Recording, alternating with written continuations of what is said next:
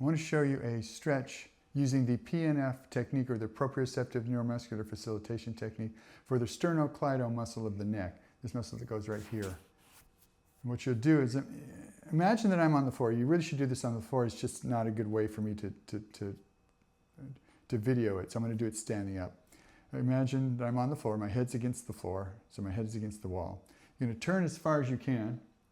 You're going to place your hand in the back of your head, and this is on your, another one on your chin.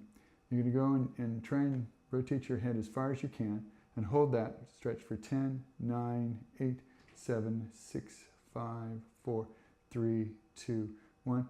Now gently try and turn your head to the other way. Try turning this backward, but your hands are going to stop you.